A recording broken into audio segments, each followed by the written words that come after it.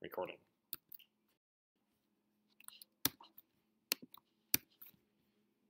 And we are going to cast my desktop to the projector TV.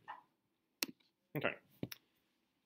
So we talked a little bit yesterday about this idea of Flexbox. We kind of touched on it a little bit as a way to arrange content as part of a layout. So we talked a little bit yesterday about this idea of, oh look, there's even a design here on the screen about kind of working from a high level layout. Looks like Taylor was doing some design stuff yesterday. Here. Cool. About kind of drawing out what we tend to call like a wireframe version of our site, just so we can see what's on that page. But you may start, and we will, through this class, build layouts that have arrangements of content next to each other on the page or in columns on the page.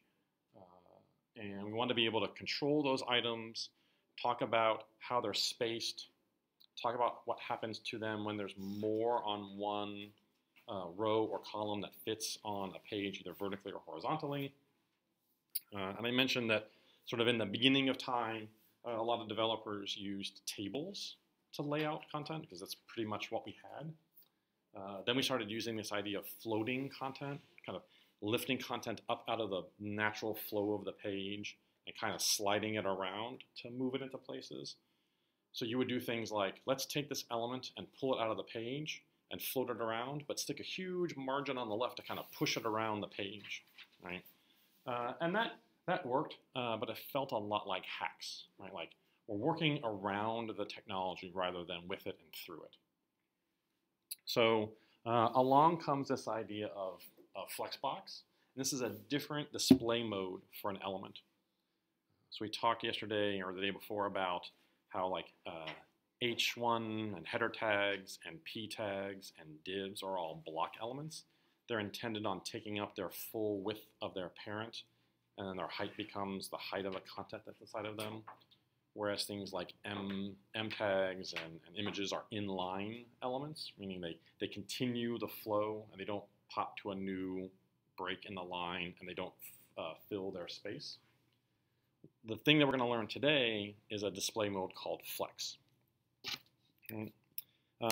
This is probably still one of the best descriptions of Flexbox, and it is the reference that I go to every single time I have to do anything with Flexbox. I'm going to put this in Slack. Feel free to follow along from this site. We're going to do some code today. Feel free to follow along that code. I'm going to put it in Slack so you can kind of play along. And then I'm going to show you a couple samples on here that are kind of playgrounds to play with this. And then I'm going to give you a practice site that you can use. It's kind of fun. Most cohorts like it to kind of practice this idea. So we're gonna talk about it. We're gonna do it in class. And I'm gonna show you a couple of places you can go to experiment and play. All right. Also, this site, CSS Tricks, is a really great site if you're looking for tips and techniques for doing things. My same advice applies here as it does to the general internet. When you are searching for tech things, take note of the date that thing was written. How many of you know that when you're searching Google, you can limit your search by date? So if we're searching for Flexbox and you search Google and you get, look, CSS Tricks comes up for me first because I go there a lot. But some of this stuff might be old, right? And you look, Google knows when these things are done. You can go to Tools anytime and change this range. So almost any time that I'm searching for something, HTML, CSS, JavaScript, Ruby, any kind of tech thing, my default is to look at the past year. Like I don't want to look at anything written or updated not within the last year. This is where I start. And I'll expand that if I don't find something. Almost to the point I wish Google would just know this about me and limit to a year, because it's very seldomly that I'm looking for something. You have to set it every time, or you remember? Every time. Every time. There's also ways there are like meta things in here. How many of you know you can like search a particular site? Like, so you can say just search for the word Flexbox on suncoast.io, or just search for Flexbox on developer.mozilla.org. Did I misspell it? Mozilla. Right. This is now only searching for Flexbox on Mozilla's developer site. So there are some meta things in Google that you can use to like limit your search. I don't know if there's one like this for date range. I've looked, but I haven't found one. Because then you could do something like, you know, just in the last year here. But I normally just come in and turn on this tools and last year. That seems to be the biggest thing in terms of helping me find stuff. So if you've been Googling, you're like, oh, I don't know, I'm not finding a whole lot of stuff, or I'm finding stuff that I try and it's not right. You may also search for things and find techniques that are old that we want you to kind of learn the new thing. So just as a general rule, search that way. But this CSS Tricks and Chris Coyer does amazing work, and they are a pretty constant reference for me. And this is the site I keep coming back to for Flexbox. Right, so you see, right, even Flexbox layout is still kind of relatively new. Became a candidate recommendation in 2017, but the browsers in general are supporting it. You may find that IE still, versions of IE may lack it, but for most things that we're doing today, Flexbox is usable. Right, and it says here, it's providing a more efficient way to lay out, align, and distribute space among items in a container, even when their size is unknown and or dynamic. Right, we want to give the layout a way to adjust the items that are inside of some container, a way to fill the space that's inside. Right, so this idea of flexing and container is probably one of the most important things to remember about Flexbox, is that we flex a container and it affects its items. So we're going to apply flex to some element in our page, and its direct children are the things that are going to be manipulated. Right? And that inheritance only comes one level deep, from one parent to its direct children, and does not cascade like other styles do below. And we talked about this a little bit yesterday about how Flexbox is really great for 2D layouts, 1D layouts, and grid is kind of starting to be the common accepted way for 2D layouts. They say here small scale and larger scale. I tend to think of it as one-dimensional and two-dimensional layouts.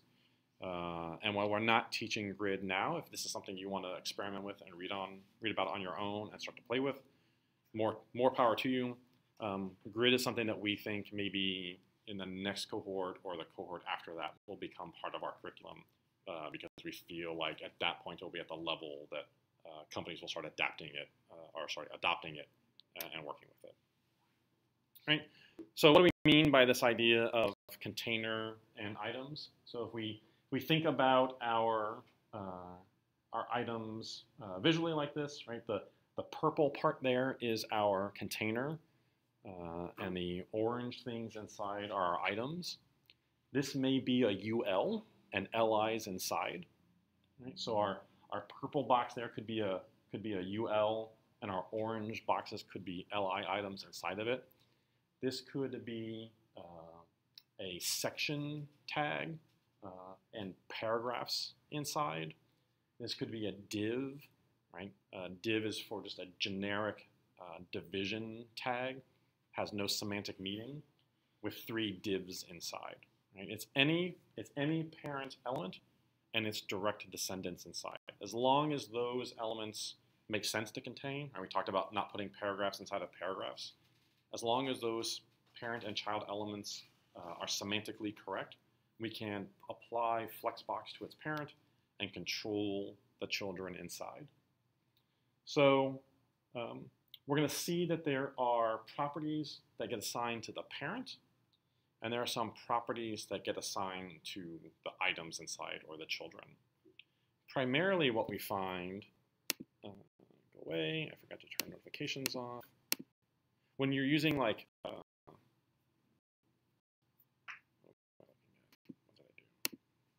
when we're looking, when I'm using the Apple TV, it automatically does that, but when I'm using the Chromecast, it doesn't. So I find when I'm working with Flexbox, I'm almost always using the parent properties primarily. I use the child property less often. So that's kind of just a good rule, is like generally what you're looking at is the parent properties, and then less seldomly the children properties. So I have created in our repository, I remember, which is github.com, Suncoast Devs, Cohort XII. For today, I have inside of here, if you haven't already cloned it, you're welcome to browse here. A little project here for demoing Flexbox. So I'm gonna put the URL in Slack, and then I will also paste inside of here the HTML and CSS. You are welcome, if you want to, in your Unit 1 directory, like you created app for Hello World and app for Expanding Your World. If you want to create an app for Flexbox and follow along, today is a great day to like follow along with the code and start playing with this on your own. Because we're not going to be typing a lot of code, we're just going to be experimenting with things. So I will also paste inside of here for you all the HTML, the base HTML that we're using, and I will also paste in here the base CSS, but you're welcome to also just come here and copy and paste it. Here's another top tip if you're copying stuff off of GitHub. I find it often difficult to like grab just this part. There's a button here, raw, that just gives you the raw file, and then you can like Command A to select all, and then copy and paste. So just, if you're doing some copy pasta, that's how to do it. Oh, one quick side note about copying code. I am all for copying code, but here's my rule about copying code. If you copy code from somewhere, make sure you understand it well enough that you could explain it to me, such that I know that you understand it, right? So if you're like, I'm stuck, or I want to add this fancy thing to my site, I found a way to have these elements spin around on the screen and fade in and fade out, and you copy that, and it works in your page, take some time to study it and understand it. Push and pull at it, try and understand it, Google search the things that they're doing. As developers, we copy all the time, right? I search Stack Overflow, and I copy stuff all the time. My internal rule is I'm going to copy that and then try to understand it as best I can, so that the next time I need to look at that, maybe I search it, and I'm like, oh yeah, no, I remember how to do that. Maybe I have to copy it 2 or 3 times until it becomes part of what I know, but I'm always going to try and work on understanding what I'm copying, right? So that also goes with like, if you talk to another student, they give you the code snippet that makes the thing work, awesome, right? It moves you forward. Take some time to look at that and say, okay, I'm going to work on understanding how this works, right? Make that part of your personal process. So I'm not against copying, right? I am against like taking someone's entire homework and duplicating it, right? You know, that's just cheating yourself.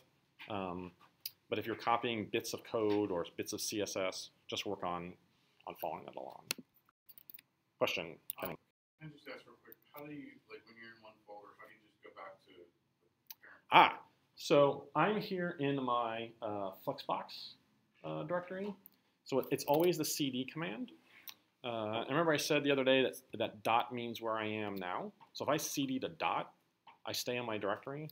If I CD with 2 dots, that means my parent directory, right? So that will move me up 1 directory. Don't you wish that CD 3 dots would move you up 2 directories? Nope, sorry, it doesn't work that way. It does in some terminals, in some shells, but not in the one that we're using. So if you want to go, let's go back here. If I want to go back 2 directories, it's dot dot to go back 1 directory, followed by a slash, followed by another dot dot. That will move me up 2 directories. So now I end up in week 1. So CD dot dot moves you up 1, CD dot dot slash dot dot moves you up 2, extending that cd dot dot slash dot dot slash dot dot will move me up 3. So what folder am I supposed to be in, like unit 1? Yeah, so you would probably just clone this into unit 1 or generate this in unit 1. So if you want to follow along, what I would do is cd into sdg unit 1, and I would app alpha flexbox, and then take the HTML and CSS that I gave you in Slack and just paste that over the HTML and CSS that's in your project. So I would run this, and after it was done, I would go into Flexbox, and I would code dot and npm start. I would do these things, right? This is normally our how we get set up. Go into your current units folder, make an app, go into that directory, code dot npm start. What you're going to get is a hello world. What I suggest you do is take the HTML and the CSS that we have here in Slack and just paste that HTML over your HTML and paste that CSS over the CSS that you have. And if you do, nope.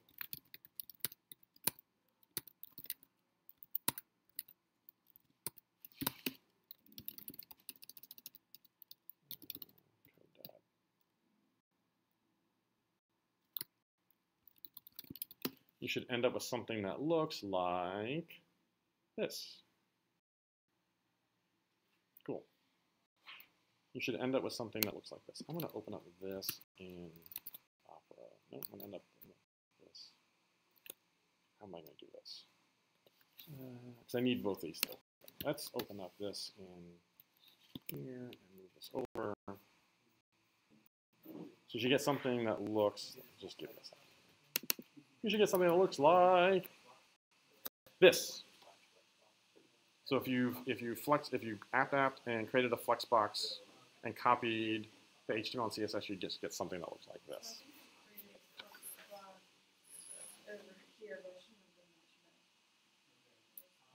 You just create it here on. But then I went and did this and Yeah, just delete more. No. I did.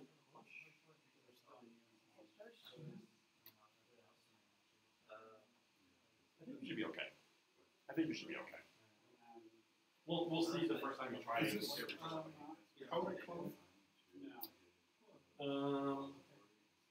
So you could clone the entire repository. I put some instructions in Slack on how to do that. Okay. So here's the thing, if you clone the entire repository and then you start modifying the code that's in that repository, and then we push changes, they're going to conflict. So when we do code along things, I recommend you just create a separate folder for that. So the Cohort XII official repository, that's usually for me to push things to you, right? And my recommendation is to use your unit 1 folder for these like hey, we're going to code along a Gavin in class today things. Definitely clone the code Cohort XII folder. And I put some instructions in Slack yesterday. I'll pin them if I haven't pinned them already. Yeah, I will pin this to the channel because that way you'll just have a copy of that. So like when you're at home and you're wanting to go back and review code or notes, it's there.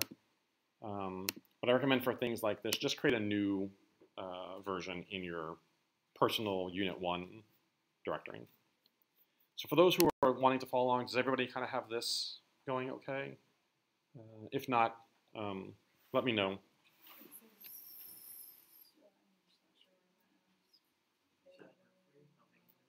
Yeah. So let's go into the Flexbox directory. And then from here you can code dot and npm and start. You should be okay. Okay.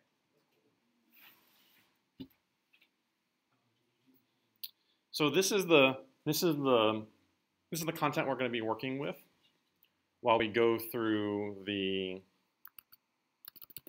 Flexbox description and documentation. So I'm going to figure out if I can. Here we go. That's how we're going. So we talked about flexing properties for the parent and for the children. Let's look at this content. So what we have here are some LIs inside of a UL. I wonder if I should change to a different Yeah, but theme. I'm not caught up yet. Let me. Sure, I'm going to take a second here and change my theme around to see if I can get a better.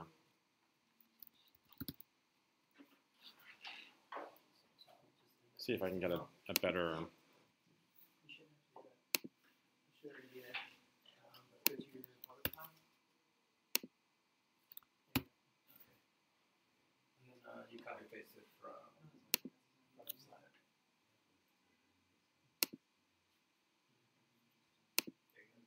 No, that's worse.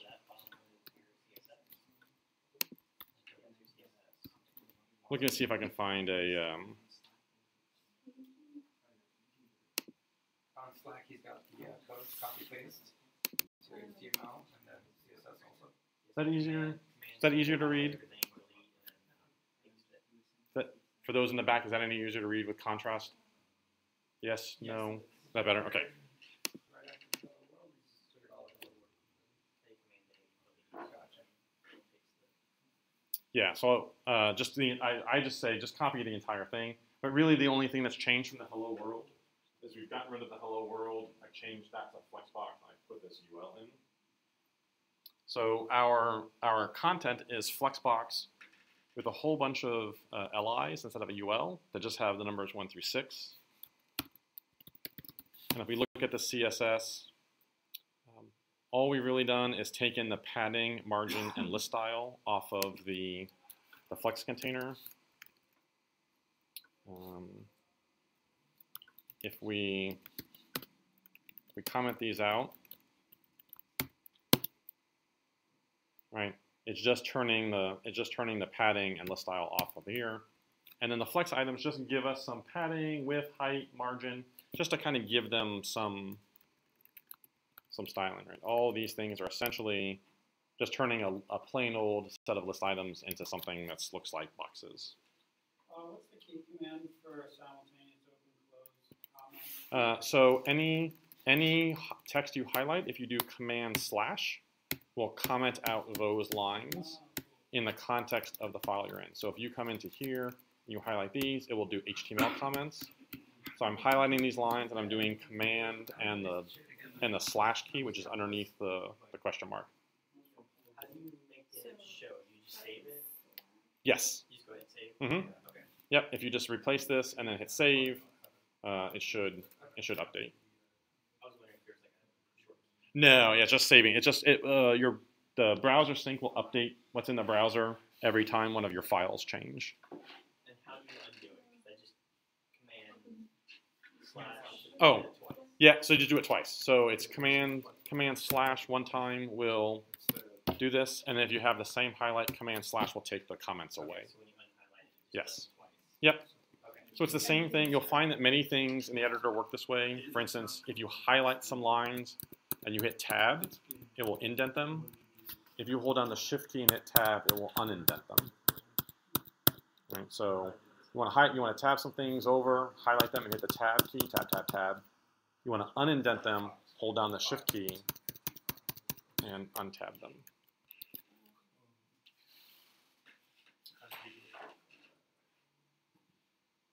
Cool. You're still working on getting your setup? Yeah. Okay, let's see what you've done. Did you code start? Oh, I think I'm good. Oh, Yeah, it's me. You're working on it? Oh, okay. I was, so I just made Flexbox. Yes. I didn't clone it. That's fine. Yep. Well, we're not going to clone. There's your Basically. Let's see what's in here. Okay, so you want to use app out to make this folder. That was me. App, alpha, Flexbox. I did get the orange box. Oh, I got so And- I copied this. and then- Exact thing, right? Short. When you're done, you're going to cd into that directory, code.npm start, Okay. copy the HTML and CSS, and off you go. No No worries. I just didn't add that. It's my. Easy getting you set up, or? I did exactly what you guys did. I'm not getting the right CSS. Yeah. I figured that part out. I just didn't figure out like how to make the template. Let's just make sure we can actually paste that into. That's how that is. My test, I don't remember the right page. There we go. Okay, something broke. I think when you, I know what you did. I think You grabbed these smarter. when you copied the code. So sometimes when you copy things from Slack, I just copy figured those out extra characters. actually. And we've done that, But then just typing into the terminal. browsers ain't got mad. They're thinking now, now we're all set. Okay. Yeah, you haven't just copied a little bit too much from Slack, but that's not your fault. That's Slack's problem. I didn't do the app afterwards. So Cool. Is everybody who wants to be caught up with this now kind of caught up? Cool. So let's look through some more of what Flex is talking about. So the very first property for Flex that we need to learn is the display property. So setting display Flex on a container will tell that this content should turn to display Flex. So let's take a look at what happens when we set in our CSS. Let's take Flex container and do display Flex. So take Flex container, which in this case is our UL.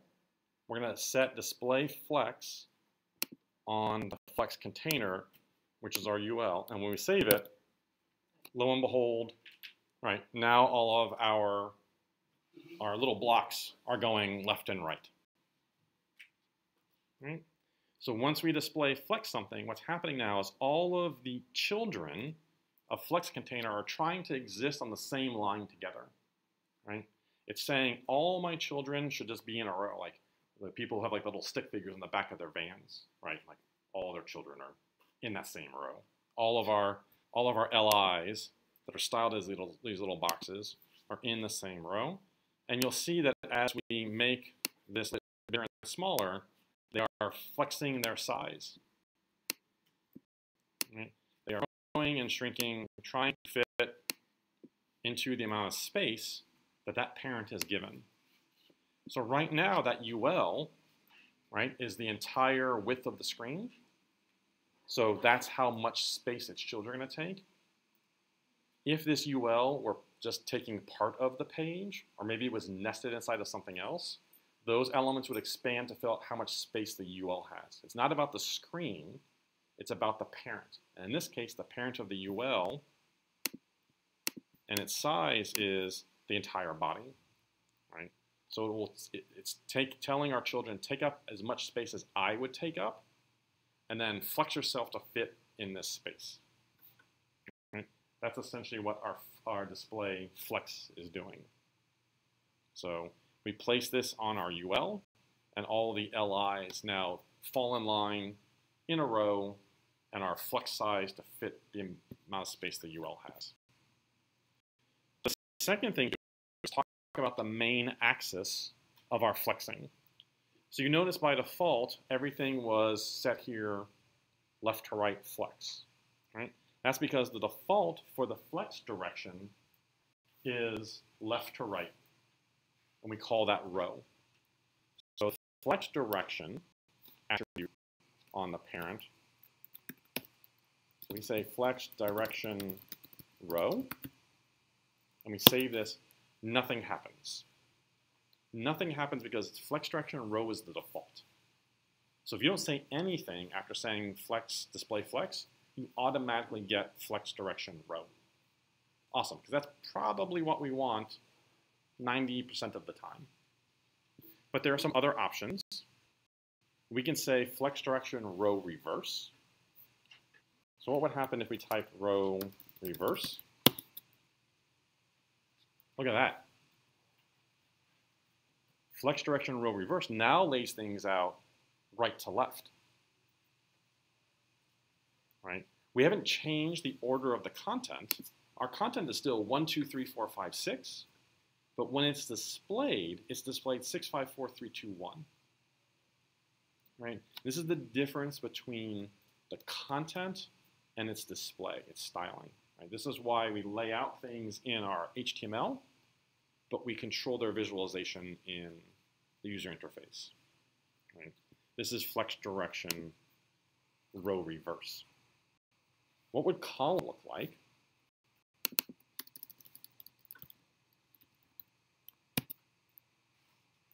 Well, this kind of looks like what it looked like before, right? Look what column reverse does, right? Now we're flexing items this way, up and down, but the same logic applies. I will tell you that from my experience, flex direction row is going to be what you're going to use most of the time. Just know that flex direction column exists, and what we're setting is what's called the primary axis, right? You see kind of this arrow going through flex direction. We're saying that we're on a horizontal axis going this way. Flex direction vertical, setting a line, an axis going this way, right? Think about it as kind of like the pole around which this content is going to be centered or justified when we talk about those. Just remember, that's kind of the bar that all these elements are hanging off of. So probably flex direction row is what you're going to use 90+% of the time. So we said that this content fit this page. What if we didn't want the elements to scrunch, right? We want to say, hey, if you have a natural size, stay that size, but when you get to the maximum size of the screen, I don't want you to start crunching your neighbors. I want you to make more space below. This is what we can say here. We can say flex wrap, wrap. So now these boxes take up their natural amount of space, right? 200 pixels wide, and as they lay themselves out left to right, the browser is like, okay, cool, 200 pixels for you, number one, 200 pixels for you, number two, 200 pixels for you, number three. Uh-oh, ran out of space. What would happen if we didn't say flex wrap wrap is the browser would take 1, 2, and 3 and squish them to fit 4. And then it would squish those to fit 5, and it would squish those to fit 6. When we say flex wrap wrap, the browser, when it gets to the edge of the parent, not the edge of the browser window, but the edge of the parent, which in this case is the browser window, it says, cool, I ran out of space, no problem. I'll just go to the next amount of space I have below and continue. This works on multiple levels. So if your parent is even smaller, right, it will start wrapping them as many times as needed. So if we don't have that property set up, can't really tell, but if they were images, would they squish them? Would they make them look like elongated? Like yes, they would fit the image to the size, but then based on how you control the image scaling, that's up to you. So it would make the image this size, and then whatever control you have over that image is how the image would be displayed. And we're going to talk about images with Flex in just a little bit, because there are some interesting things that happen with some of those kinds of elements. Right? So Flex wrap is awesome. We can push things to other lines. You can imagine for some layouts, this is pretty powerful, right? What we're going to create, if we have time before lunch, is we're going to create like a little photo gallery. And you can imagine like this kind of styling for a photo gallery is pretty good, right? Setting up wrapping photo galleries is often difficult. Like we just did it with two commands, right? We just said display flex and we said wrap these things. There's obviously more to do, right? But like this type of layout used to be very difficult to do. Excuse me. I've learned in the past that we're supposed to design for the phone. Yes. Where it used to be the monitor. Yes. Now we don't really have to, right? So yes. So today and tomorrow is essentially about that. You'll notice that when I'm working, look how much space I'm giving my browser. What's that the shape of? Shape of a phone. Yeah. So when I'm building sites, when Jason's building sites, we build them in this ratio first and make them look good for this amount of space. And then tomorrow we're going to talk about, well, what happens when I move the browser out and now I have more space. This is the idea of mobile first, exactly what you're saying. So you're designing for mobile still based on like, okay, well, how big is the picture going to be in this Mhm. size? Right. Where before it was kind of like the whole functionality of the site had to be designed for the front end. This kind of just simplifies. This definitely helps with those layouts. So you still want to design for the mobile for a couple reasons. One, it forces you to focus on the most important things. So when you only have this much space, you're not going to throw all the kitchen sink into every page. You're going to figure out what's the most important thing on this page, and that's what you're going to place in that space. And then as your screen gets bigger, oh, okay, now I can add a little sidebar with information. Oh, now the screen is really big. I can display more thumbnails. So it's about being an additive process as we scale up. In the CSS, you can eliminate things when the screen is smaller. Yep. And add things. Yes. So we kind of flipped that. We hide things when the screen is small and reveal them when the screen gets larger. Yeah. So it used to be you would just design your page and then you'd be like, okay, on the phone, how do I cram everything down? I think what most designers have figured out is if you start with a small size, you do all of the hard work, but in an easy way. And then it's an easier task to build up than it is to tear down, right? It's always easier to kind of add something than it is to take away. So you'll notice that we start building this way. And that's what tomorrow's discussion is, this whole idea of responsive design. How do we make things when they scale up?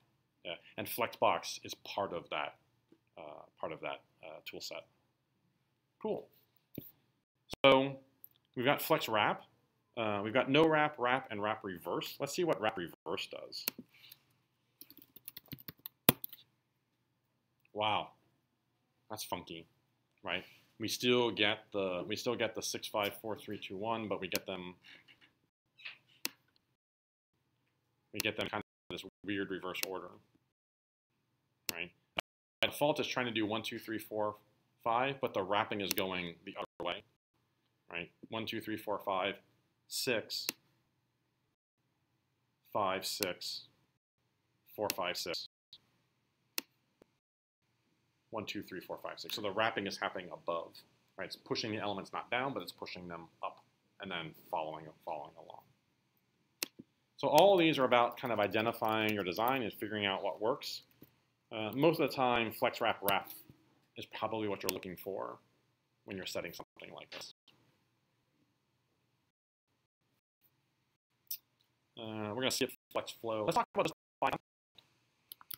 So I have these elements, and you'll notice that when the browser wrapped them in its parent, it left some white space here to the right. We can control what to do with this extra space. How do we want to allocate that extra space? By default, it's just kind of hanging out there on the right-hand side of the screen, right? It's the space that 3 would take if there was space for 3 to fit in. We can control where that content lives through the attribute justify content. Now remember when I said we had an axis when we talked about flex direction? Kind of imagine there's a pole and that's the thing that the elements are on. Well, the flex direction when we set for low, it justifies the content along that row this way. If we had flex direction column, the justified content would be sliding the items up and down. So justified content slides the items around on their axis. So when we're row, they're going back and forth this way. When we have column, it's like they were sliding up and down on a pole. Right? So there's a couple of different ones here. Justify content, flex start, flex end, center, space between, space around, and space evenly. Guess what the default is? Flex start. If we say flex end, the items will jump to the other side. So if we come in here and we say justify content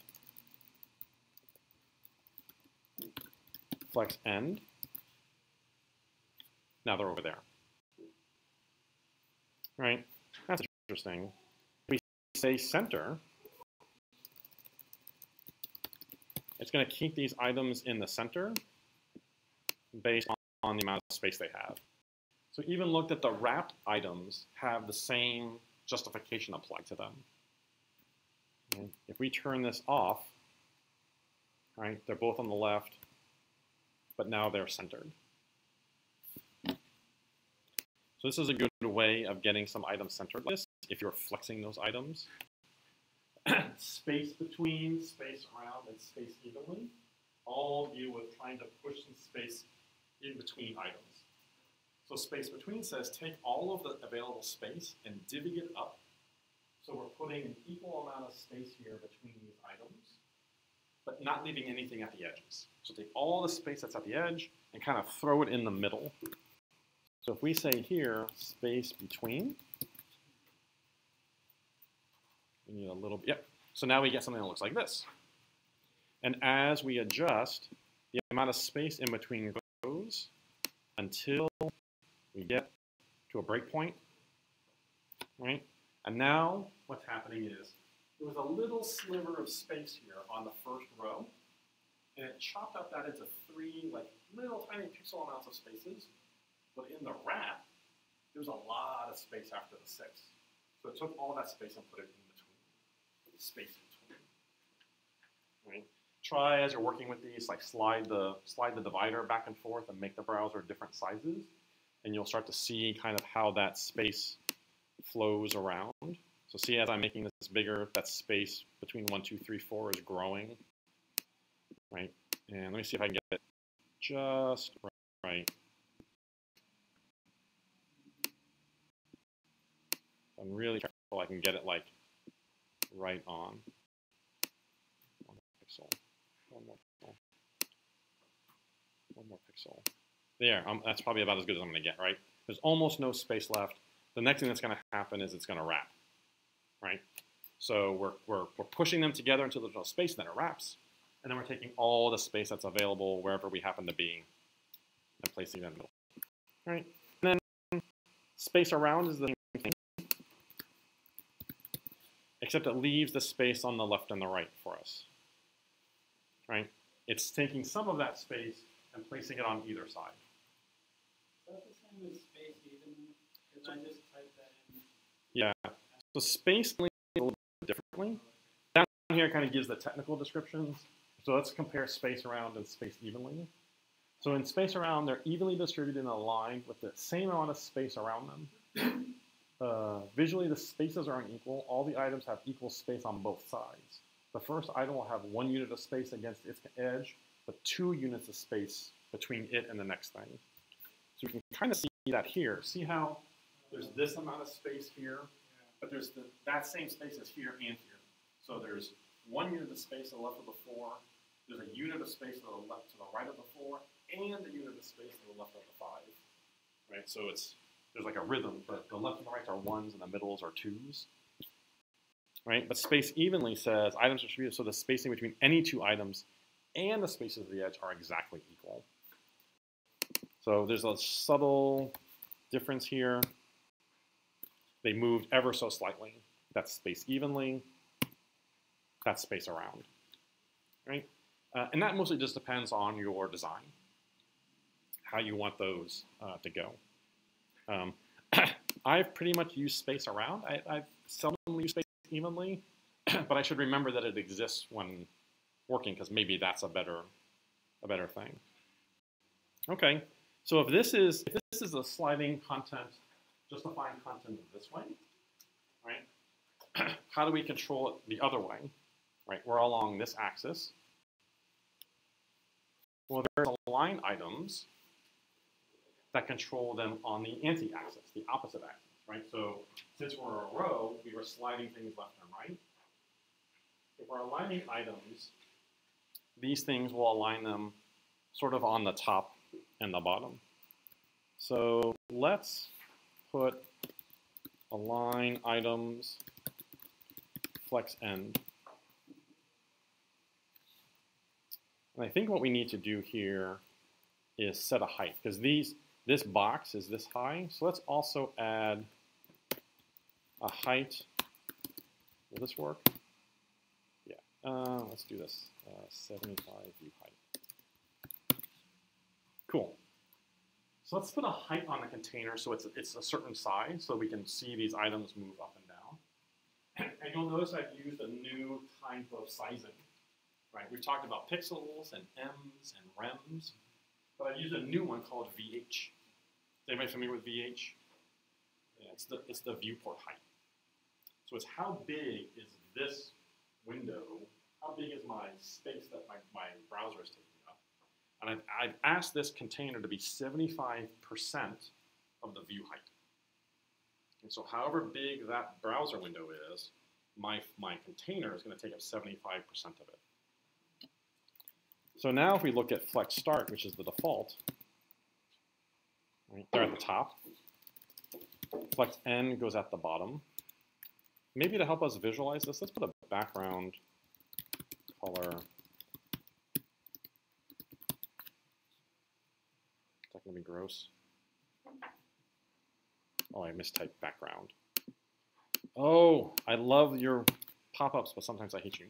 Right, so let's put a little bit of background color on there too, so maybe we can see where the container is.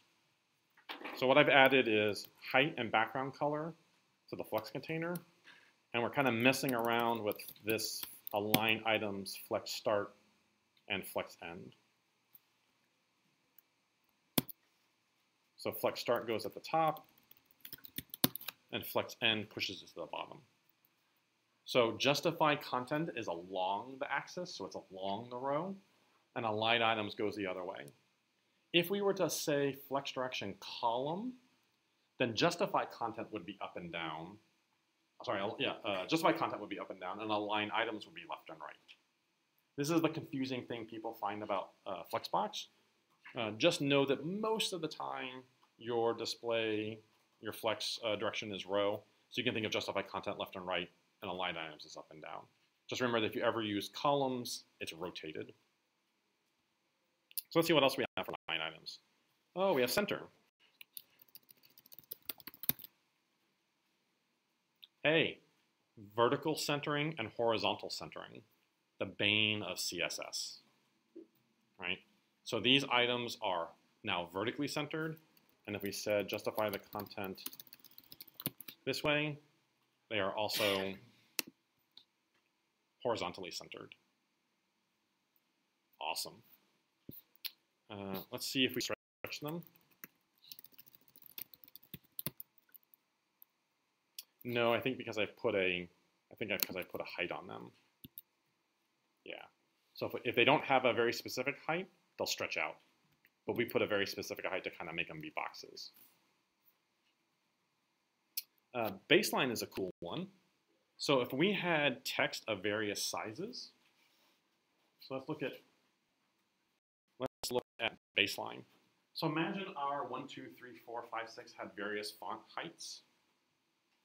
Baseline would guarantee here that we would align all these on the center of the baseline of the text, also regardless of where that text was inside of that box. Right? Baseline says items are aligned such as their baselines align. That's pretty helpful if what your container has is text, right? You want these things aligned, right? But maybe they're different sizes, maybe they're pictures, but you want the text in the pictures to be aligned. Sorry, that's probably not gonna work. You have paragraphs like this, right? And there are different sizes with different background images, and you want them to be baseline aligned because you want them to be nice and smooth across the way. Baseline is awesome for that. Right? We have the same thing in here for align content, right? Flex start, flex end, center, stretch, space between, and space around. The same things apply here to how we deal with the space that's in here. Okay. So if we come back here to our default, and we say, let's do align content space around. Line content space around, right? It's kind of centered because there's only those two things. We widen this, right? Let's make 3 items. Right, with 3 items now, it's put space around each of these. This way, vertically. Right, if we didn't have this, right, we'd be jammed up at the top. with space around. We put the space at the top and the bottom of the entire group of things. Sorry, would you say that the forward slash and asterisk? Oh, so this is commenting. So these lines that are in green with the slashes around them, those lines are no longer applicable. So I wanted to take away the align items for a second. So rather than delete it, I just commented it. And so that code is no longer applicable. It's command and the question mark key. Command and slash. And whatever line you're on or whatever lines are highlighted will get commented out. I saw this hand, I saw Toby's hand, and then I saw Shay's So hand. would you not use, align item and align content simultaneously? You could.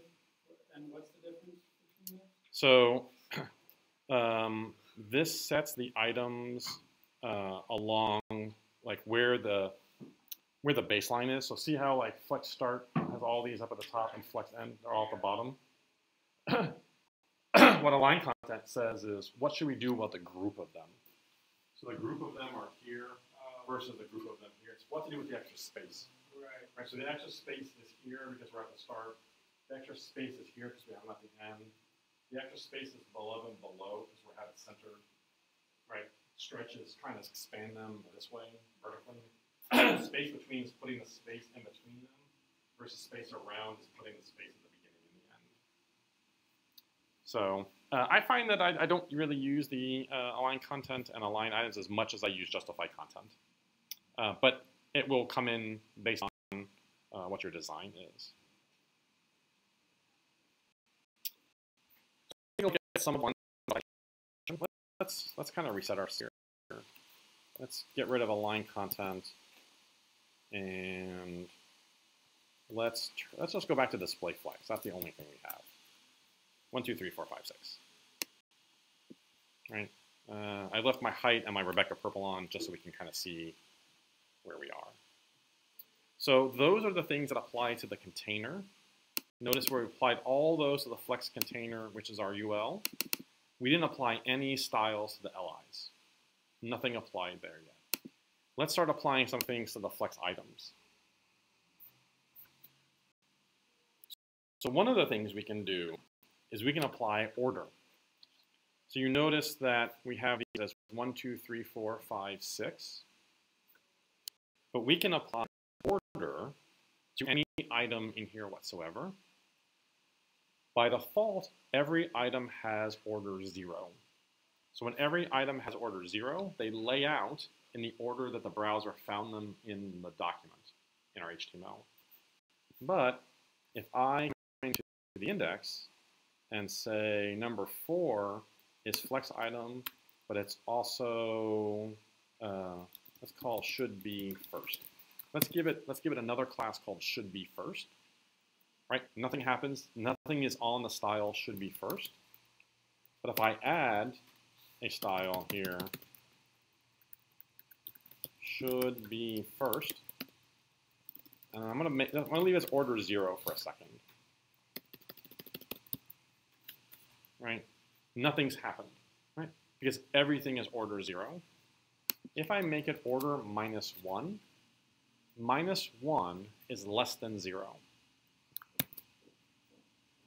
See what happened to number 4? It jumped out of the order and got placed first.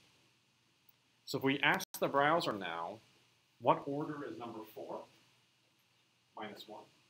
What order is 1, 2, 3, 4, 5, 6? They're all zeros. Okay. Let's see what would happen if I came in and said, this one here, number 2, should be last. So if I add a class should be last to number 2, nothing happens. If I make this order anything more than 0, it jumps to the end. So we can control the display order of flexed items whatever way we like. We have not changed the order they are in the document.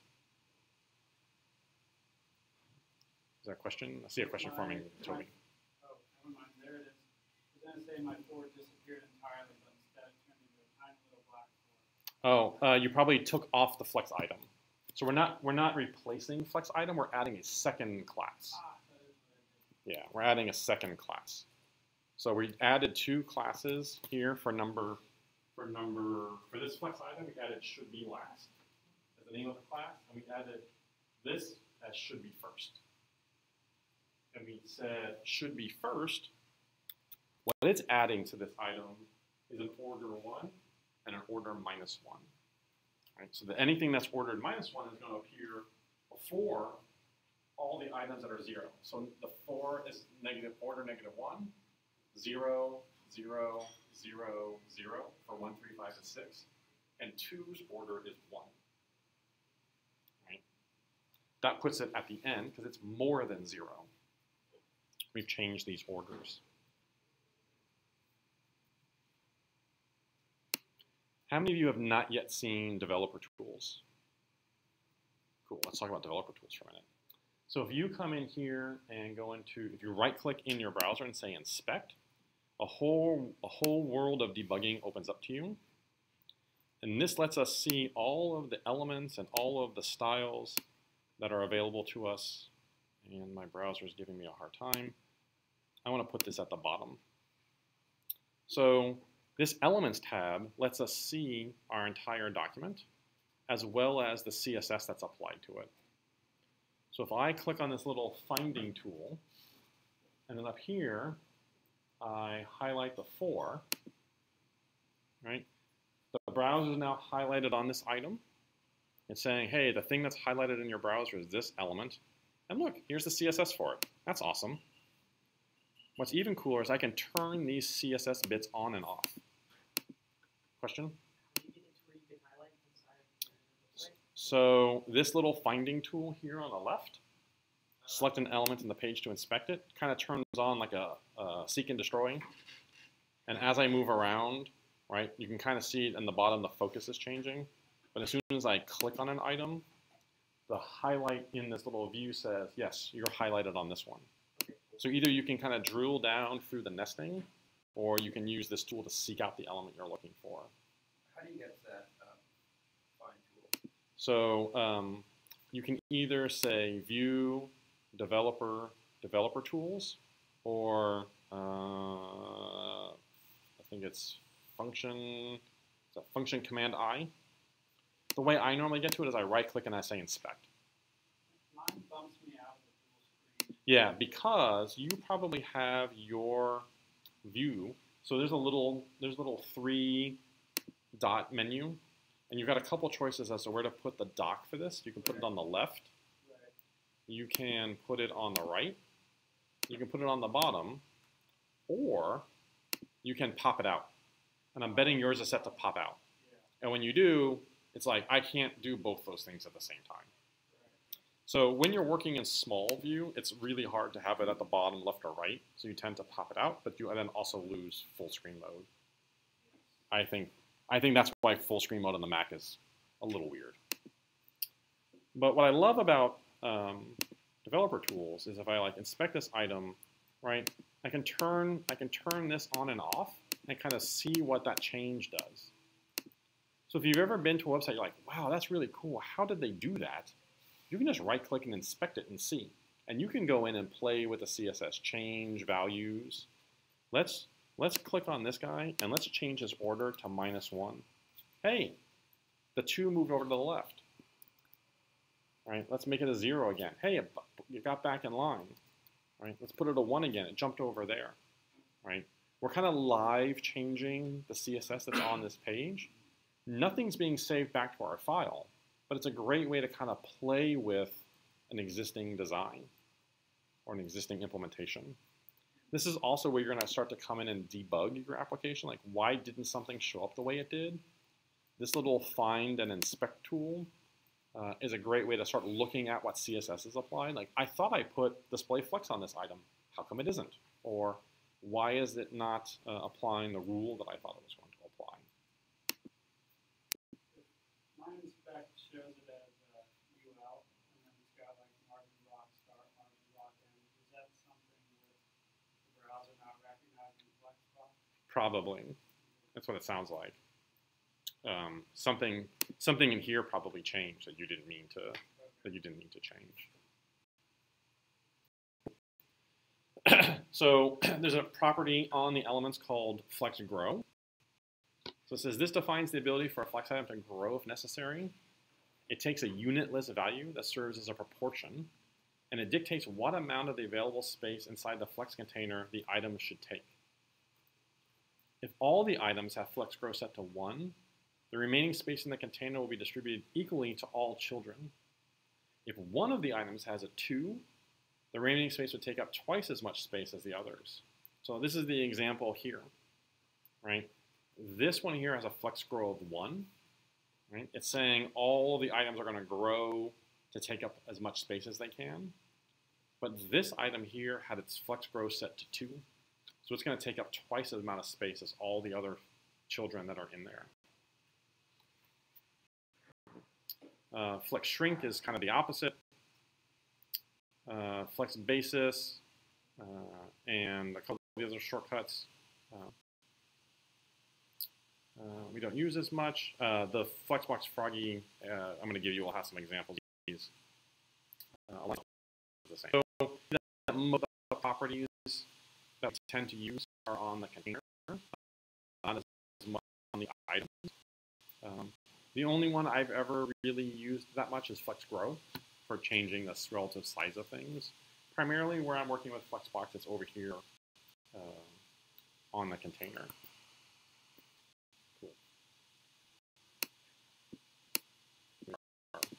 Here's our example. Let's do something a little more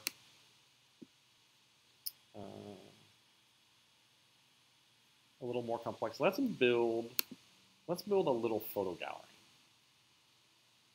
So you can continue in your Flexbox, or if you want, what I'm going to do is I'm going to make a separate repository for it. So I'm going to start a new app. Whatever works for you, that's what you can do. But I'm gonna leave this one so you all have this as an example. So this is the code that's going to be in the repository for the code for the end of the day.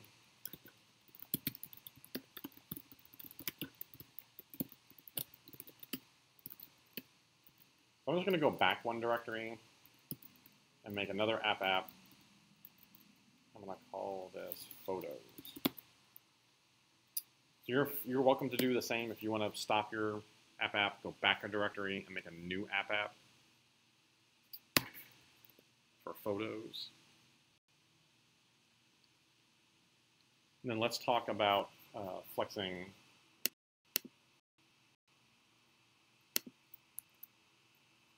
these items. So while that's loading, filler text. So I've been using it for a while. This idea of lorem. So lorem ipsum is meant to kind of look like English, right? It's non-text.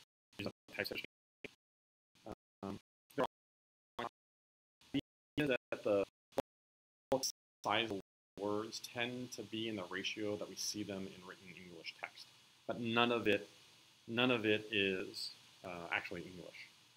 And most of our editors come with a lorem ipsum generator. So I'm going to VS Code in a second, but I think it should have built in. You can use a tool like this, where you say, hey, I need 10 paragraphs, and it will build you some fake text. It looks like, there are also other ones like Bacon Ipsum, right? So Bacon Ipsum is a meteor lorem ipsum generator, and it will generate you bacon words. Bacon Ipsum, dollar emmet, right? Ribeye pig, ground, round tail, pork loin, chuck, buffalo ball, tip hamburger, T-bone, right? There are ipsum generators for whatever you happen to like. I'm sure you will find an ipsum generator for it, right? So if you're generating text, there are some fun ones you can use. That's the one I like to show off. Oh, look, this even has a way you can make your own. But there are also ones for photos.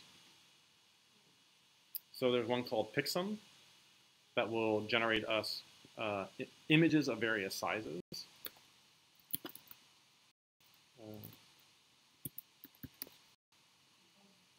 It's called photos.ipsum. Oh, sorry, pixum.photos. There's also Place Cage, which is all Nicolas Cage pictures, right? There's also a Steven Seagal gallery,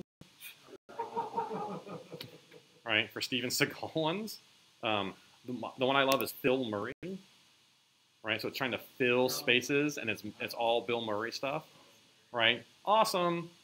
I'm surprised. A couple of these last time I tried to use them were down. So like, if you're gonna be filling in images, like I need a. Let's see here. Let's do a calm one. Right, here's a 200 by 300. Right, but if we ask for a 200 by 400, we get a different image. If you ask for a 400 by 400, you'll get a different image. They just have different images at different sizes. So if you're laying out something and you're like, I know eventually I'm going to have a picture of something for my portfolio or for something, and you don't have a 600 by 400 pixel image, you can get one of Nicolas Cage. Or what we're going to use is we're going to use Pixum. It's a little bit saner and safer for demo purposes, right? So as we change these ratios, we get different nice pictures. Pixum.photos. I'll put this link in Slack. Pixum.photos. So here's what we're going to build. We're going to build a little gallery of images, right? Kind of like what we saw with the 1, 2, 3, 4, 5, 6, like this, but we're going to make them pictures. So I made a new app called Photos. I'm going to go into that directory. I'm going to code dot and here.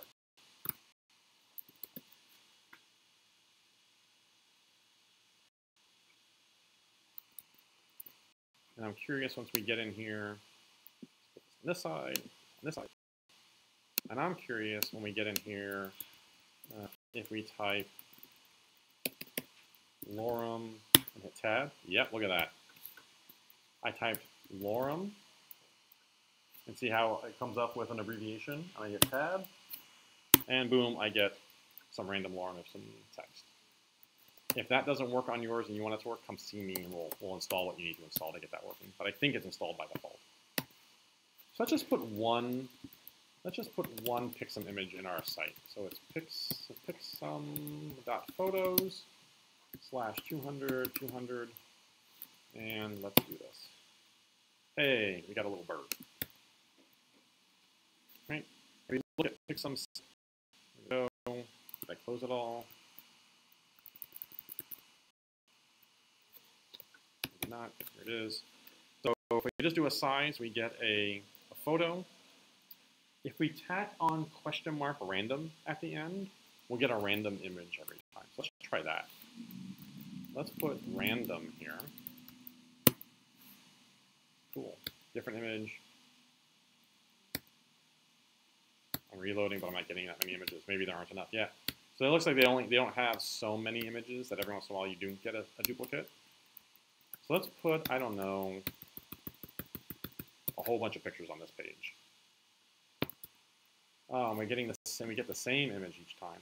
That's kind of, I wish it was going to have different images. That's giving us the same random image. That's fine. That's fine. Let's maybe make a couple of these 250 by 250, just so we get a couple of different images in here from time to time. Right. There's our images. Let's style it a little bit. By the way, I normally keep my window like this because I don't feel I need this little navigation bar open all the time. And you notice that I'm able to get at my CSS file or my index file without going to that. What I'm using is Command P.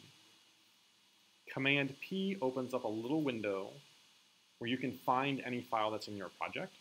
So I know that I want to go to the CSS file. So if I just type in CSS, it said, oh, you've got a file that has the word CSS in it, screen.css, and I press enter and it brings that file up. So right now we're really only working in 2 or 3 files.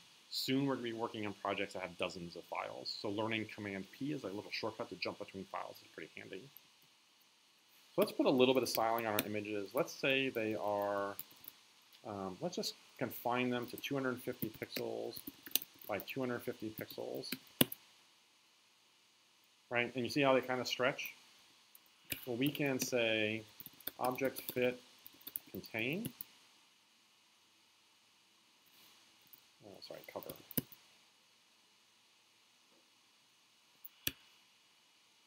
Except what I want is I want this width like this. Why are you not doing what you were doing earlier? Oh, I think it did. Right, it's not stretching anymore. No, those aren't changing, are they? Oh, because they're scaling just fine. Because I made them square. So yes, all I need to do is set the width, right? And they're scaling proportionally. If these had been different sizes, we would have had a challenge. Okay, so now we have all of our pictures the same size. We've got a little bit of variation. Cool. So now what we want to do is we want to lay these out flexibly. Right? I've got all my images there, and I would like to lay them out flexibly. One of the challenges is, what's the parent of all of my images? My body. What else is in the body besides my images? The H1. So what would happen if I set display flex on the body element? Anybody want to guess what this is going to do before I hit save?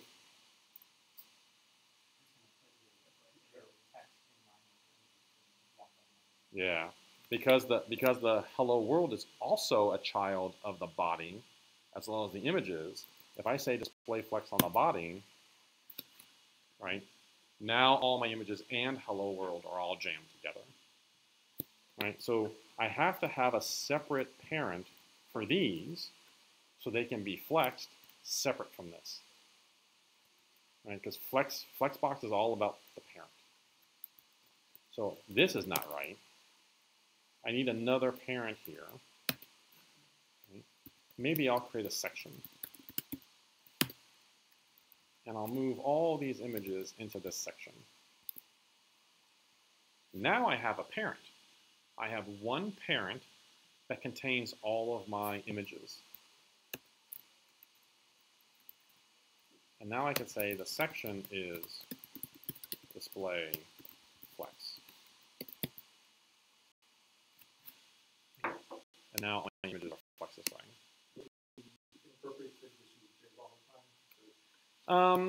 So you're going to use a div when nothing else makes sense. When there's no other element that makes sense. And what's going to happen is you all are going to use divs in places because you don't know some of the other tags. So a div would have been just as good.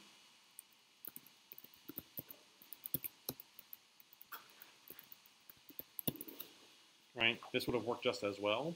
I think something like section has a little bit more semantic meaning to it. Like this is the section of the page that has the images. It's separate from the H1.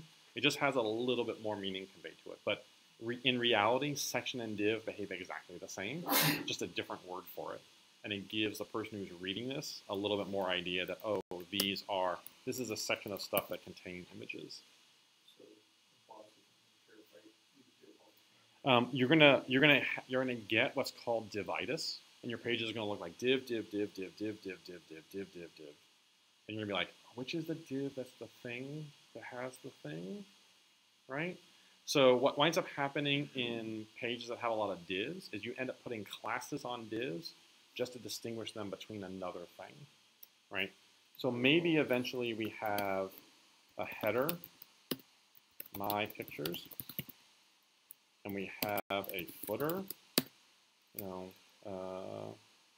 made by Suncoast Developers Guild, right? Now, could I have done this with a div? Absolutely. Div, and div, and div. Yep. Right, it's going to work exactly the same. The Flexbox is happening because I put this flex here, right? But I don't know what these three things are for. So this is why we now have like header and footer and section tags to just give a little bit more meaning to what we're doing. So let's put the display flex back on the section. Right? Now all my pictures are in line. I can turn this flex wrap. Wrap on. Right. Now all my pictures are right in line. Maybe space, justify content, space. Let's try space evenly. Right. Maybe what I want around all these images is a little bit of margin bottom. Let's do, they're 250 pixels tall, so let's do 25 pixels on the bottom. Right. And they're spread out a little bit. Right. Now add and shrink. I almost have kind of a semi-responsive design going on. Could you have done the same thing to the margin bottom with the line items? Yes. Very much. So I may be in a section and an image tag. What would have happened if we had laid these out?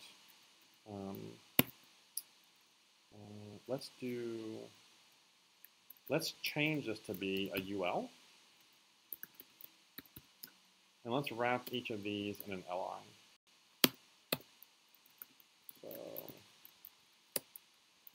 let's see, 1, 2, 3, 1, 2, 3, and then 2 of these at 250. I'm just replacing these with what would happen if these were, as Shay was asking, if they were inside of line items. Because this is a pretty typical kind of thing that we're going to run into, which is right, a bunch of line items of things. So I'm just kind of replacing these, copy, pasting. I was actually talking about the aligned items. Oh, aligned items. Sorry. If we were aligning the items, it depends which align item we're looking at. Sorry, we're looking at line items, which is what's going next. Yes. No, that was my hearing, not your speaking. Because my brain was already thinking the next thing I need to show them is what would happen if we did this with line items. So my brain was thinking there, it's not you. Yes, so we could have also said align the items maybe in the center, and that would have taken all of the items and centered them in the page. We would then have to have set some height on our section, because otherwise the section is just going to grow to fill the space, so there won't be any empty space for it to fill. So the align items helps when the parent container has more space in it than the items that have pushed it. Right? Because we talked about block items, their heights are exactly going to snap to the size of the element. And as you fill the space, that size is going to push down. And if things shrink, it's going to pull up. So align items works nicely when the parent container has some size itself bigger than the natural flow of the items inside of it. Right? If this container didn't have some size, it would end right underneath this tall yellow one. So this is where our section would end. But if we said, hey, let the section be bigger, right? Maybe it's some percentage of the view height.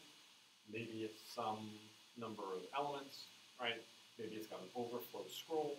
Then align items would work. But normally our elements, like our section, are just going to grow, and there won't be any extra space to align items within. But I see now what you were going for. Cool. So this style here is with line items. So let's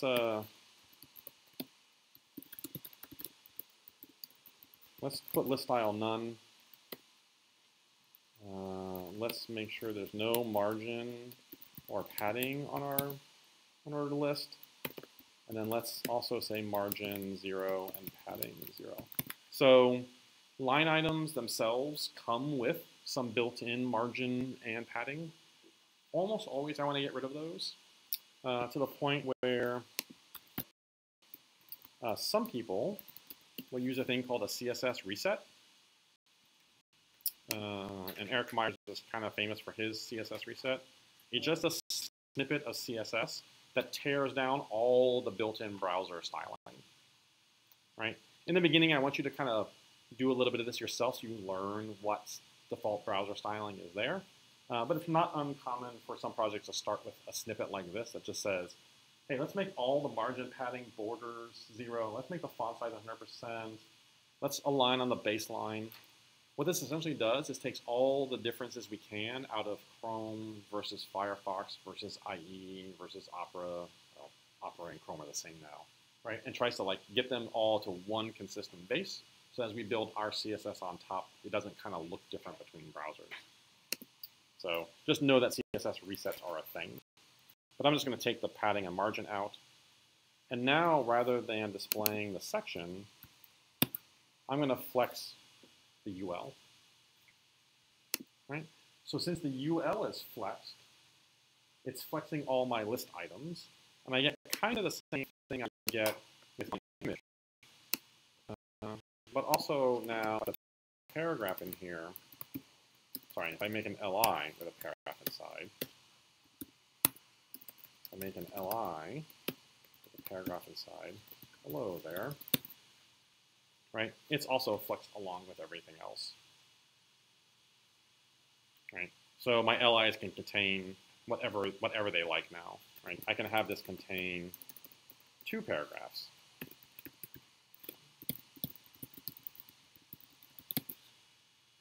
Right? Notice that the paragraphs are not flexed, right?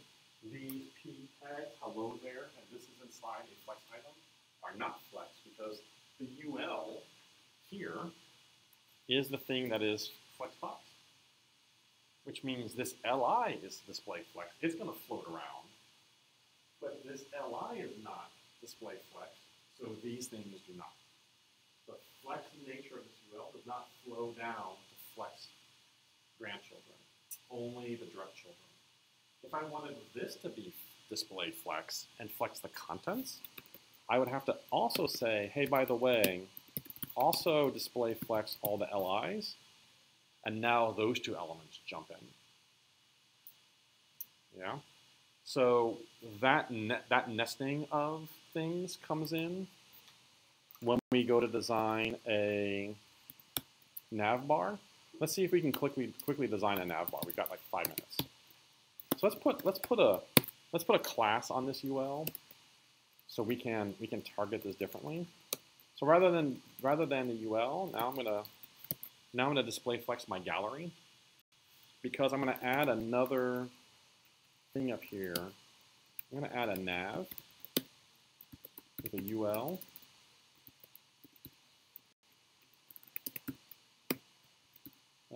With an LI, home, LI, about, LI, login. Right, here's kind of a navigation. Let's take our nav, and let's set its height, min height, 2.5 round.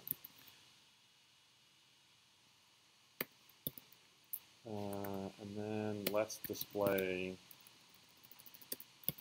take a look at what we want to flex. We want to flex these home, about, and login text. I'll probably make them A tags in a second.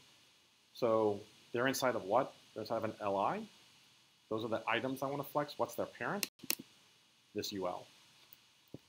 So let's take the nav UL and display flex. Cool. Now they're in a row. Let's put a background color. I just think that color is funny. Let's do white. I just like that that's a color. Okay, cool.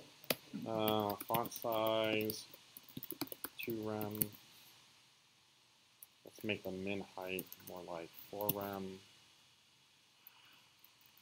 Cool. Now that we have these display flex, let's do justify content space between. Maybe space evenly. Let's also set the line height here to 2 rem.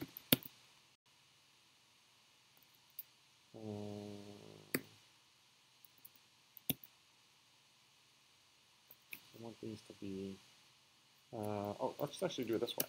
Here's your align items. Align items center.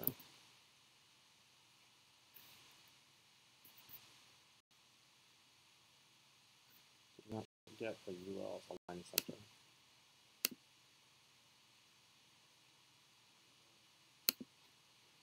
The UL, this UL is display flex, and the align items is center.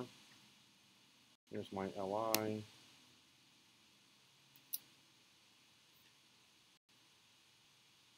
Align item center.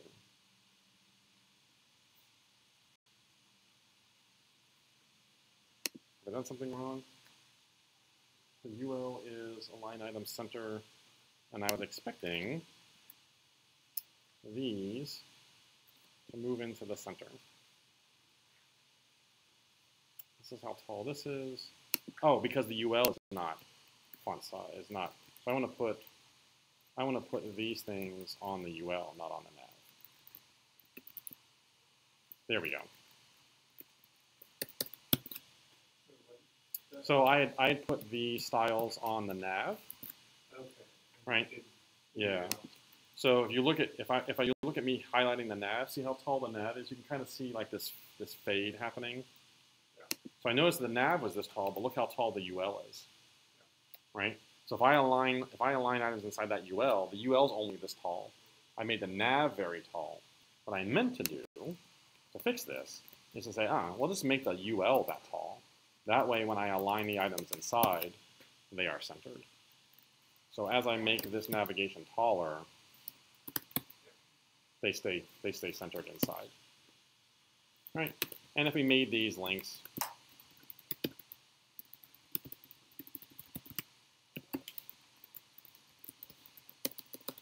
right, we would then have to also style any nav A links as color white and maybe text decoration none. Right, so now they work as links. And maybe we nav A hover background color light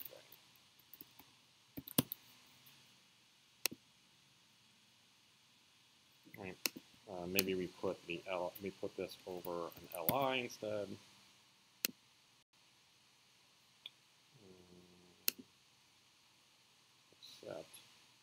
Except the LI is just this tall. So we'd have to do some margin and padding to get that to, we wanted that to be the entire height. We would probably end up taking some of this min height away and putting padding on these, right? But now these things can work as this. What if we now had, do I have time? I've got like a minute. Let's say we wanted a logo in here. So let's say we also wanted there to be a logo in here. Image source equals, let's grab a quick small image from Pixum. How small will they go? Let's take a 32 by 32 random image. That is not 32 pixels. But let's say our nav images are width 32 pixels and our height is 32 pixels. Cool. So we want to put the background color back on the nav.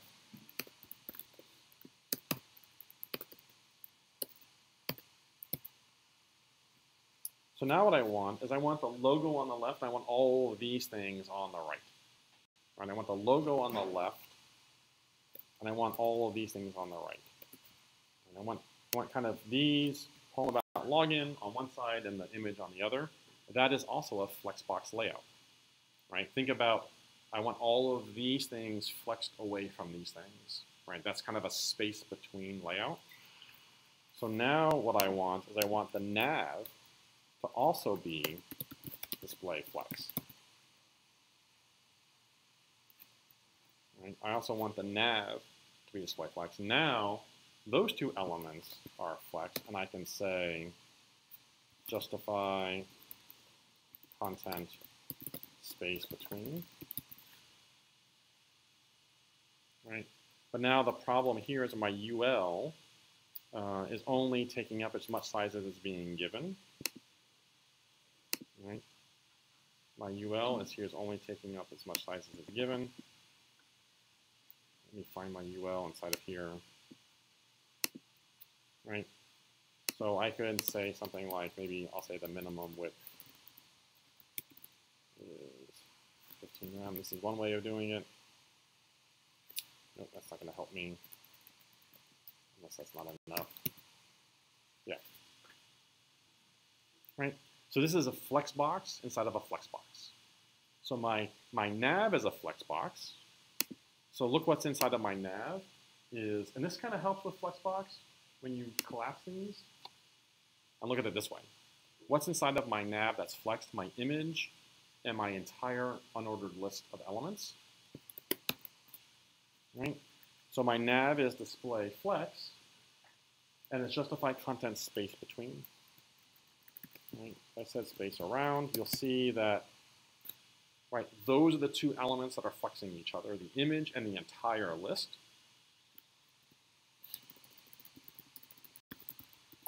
Question? I'm sorry, how did you give home about login more space? I declared a minimum width for it. Okay. I said it has to be the smallest thing that can be compounded down to this. The other thing I could have done is I could have set the flex grow to this, I think. So like 5. Yeah, I could also set flex grow. And what flex grow is going to say is how big should this be relative to the other things. That's kind of the other way we could do that. Right? So if the two things that are flexed at this level are my image and my UL, I also want these home, about, and login things to be flexed. So I'm going to set flex on the UL, so its children are also flexibly done. And I can have different rules for these two different levels of flexing. So you can imagine, right, if you have a layout and you're looking, what you're going to start doing is you're going to start looking at it in terms of these general boxes of things and what their relations are to each other. And especially in row-based layouts like this, what we're going to start to train our brains to do is say, there are really two things here. There is a logo, and then there is a section of links. Right? So I have an image, and then I have a list of links. And I want them with some space around them.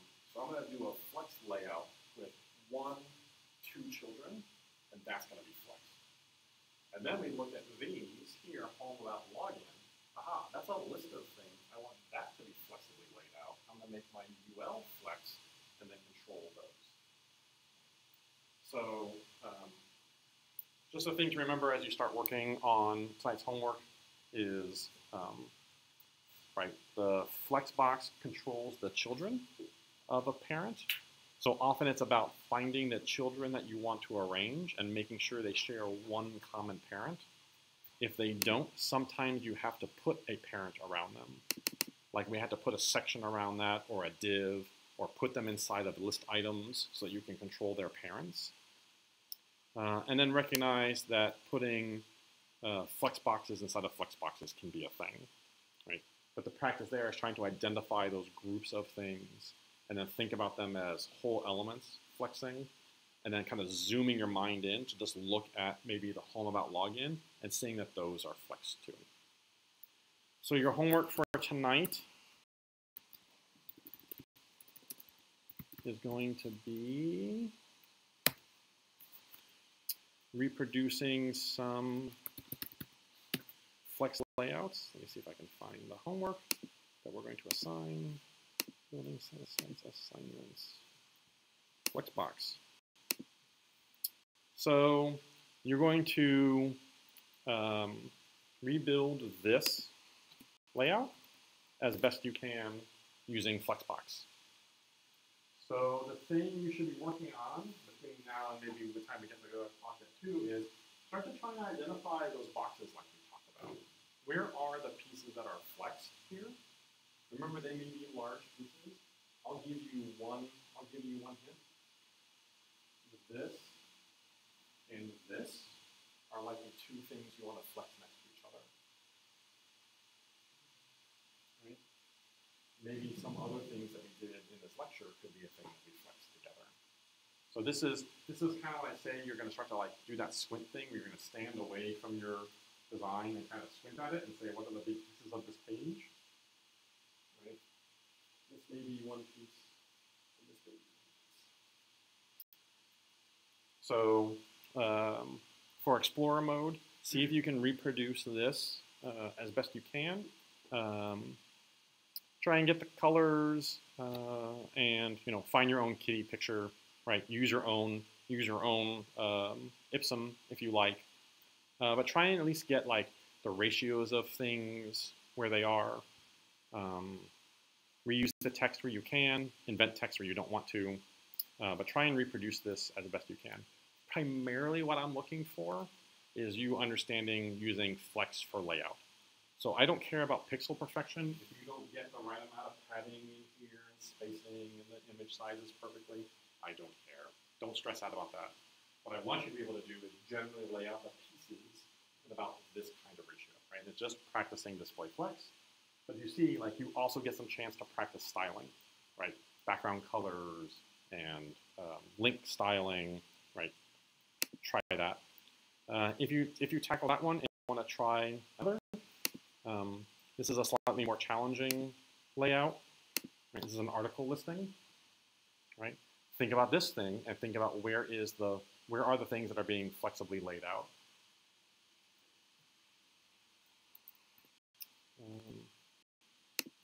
And then epic mode for Tide is this more challenging portfolio style layout. My recommendation, and this is usually very true, is finish Explorer mode first, right? And just get some practice. If you're like, oh, I really like that one, get this one done. Get it in, submitted and done, and then take some time to go this one. So those are 3 different layouts one can do. My suggestion is try these 2 practices first. So at the very bottom of tonight's homework will be a link to Flexbox Froggy, which is another one of these gamified versions of learning Flexbox. So if you didn't do yesterday's, which was about CSS styling, I recommend you do this one if you're new to Flex or Flexbox or layouts. If you have some experience with layouts and you think you're kind of grokking, understanding Flexbox, don't feel like you got to do this one. But if you're new to layouts or new to CSS or new to Flexbox, this is going to be a great practice for you before you start to try and put Flex into your CSS code.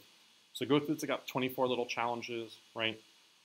It's kind of telling you what to do in this one. It's saying, hey, if I want to move this little frog over to the lily pad and the whole pond is display flex, well, what I want to do is I want to justify the content of the frog to flex end, right? And the frog moves over. I probably recommend you keep this and this page up together in your browser and refer back and forth as you go through this. I would say review the design, do Flexbox Froggy, then tackle creating the homework. Cool. Any questions that I haven't answered on Flex? They're going to be at the bottom of the homework. So it'll be in your GitHub. Yes, in your GitHub homework. So essentially, this homework assignment that's in the handbook, I just have a tool that goes and takes this and puts it into your GitHub. I just run that after lecture is over. But this box is going to your homework. There's some resources at the bottom. So this CSS tricks link is in there, the one that I put in Slack. And then these 2 games are also in there if you're more of a interactive kind of person, right? But the CSS tricks guide to Flexbox also has some interactivity in it as well. So give that a try. Cool. Oh, okay. So in handbook, we are in fundamentals. We are in unit 1, which is fundamentals, and then we are in building static sites, which is week 1, and then assignments and Flexbox. Yeah. So essentially, we're walking through these days. There's a typo here. This should be day 4, right? So we did basic HTML, styling basics. This is navigation and layout. And then tomorrow we're going to talk about responsive design. And then next week we move on to introduction to JavaScript. Kind of through this as we go. And we are revising these notes in the handbook as we go as well. So you'll see updates from last cohort. Your cohort will have some updates in here. This handbook is available to you forever. Your cohort repository with all this code is available to you forever. As we update the handbook, right, since it's open to everybody, you can come back and also see those updates. So this is kind of a living document of what it is that we are covering with you all. Cool. Any other questions on Flexbox? Try the Flexbox Froggy. Keep this CSS Tricks article open. Play around with that. My general recommendation for these homeworks is, get all the content on the page first. Remember the first day when we just typed out some paragraphs?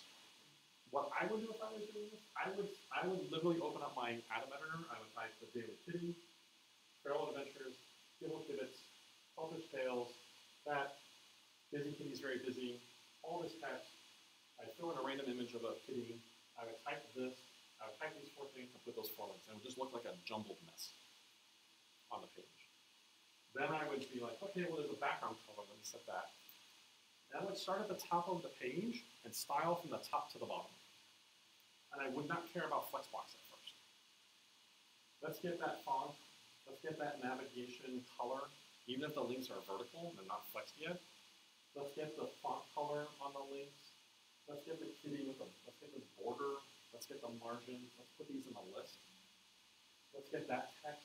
Let's style that as an H1 maybe, or an H2, or a paragraph with a font size. Work my way down. Once I had everything here styled but not laid out, I would come back and figure out how to add Flexbox.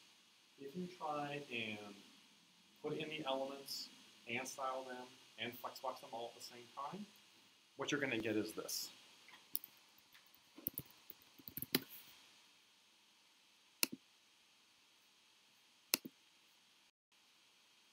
Oh, come on.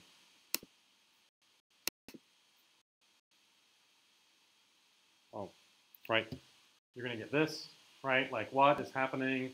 Everything is not going the way I want it to go, right? Every time I change the CSS, a thing happens, right? I change something and the rest of the page moves. It's frustrating. Why is this happening? And then you end up with this.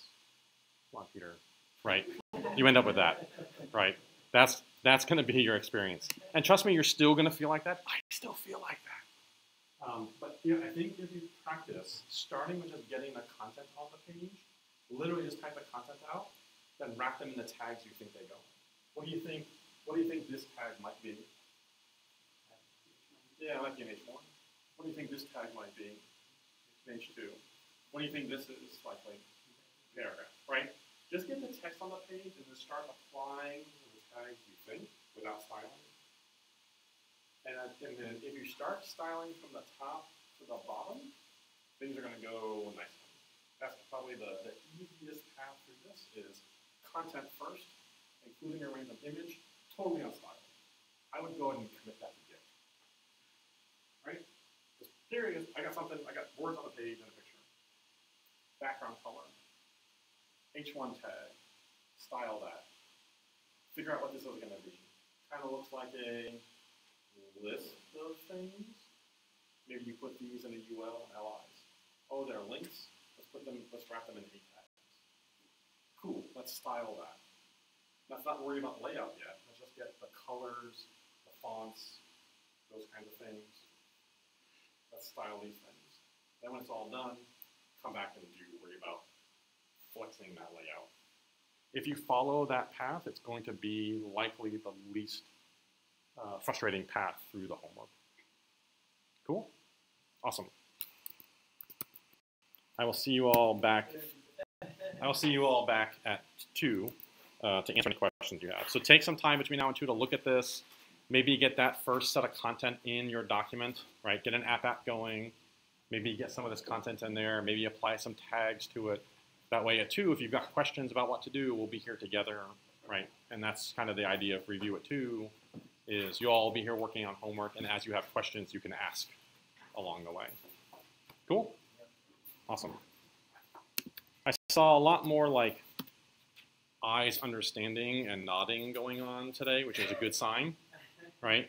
Trust me, this stuff is challenging. We go quickly. This is why we practice. This is why we have review at 2. So like, do a little bit on this around lunchtime, and then come at 2 with questions as you work on it.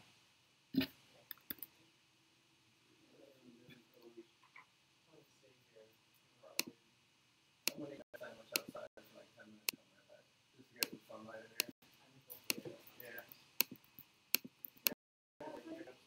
No, I mean, I'm sitting next to my car, I'll walk around, it's just a sandwich. Lighting from here. There are some benches next to just around the corner. You can sit outside and eat. I don't think they mind. No. Yes, and the Welcome Center. They have ice cream. I got that before I even started here. Did Michael tell you? Yeah. Yeah. And there's a smoke shop right like on the corner that's got like snacks and candy bars and drinks and whatnot. Yeah, which is really handy to have. Like, you get a craving for like a soda or something, just pop over there. I got a craving for a Twix bar yesterday, so that's where I went.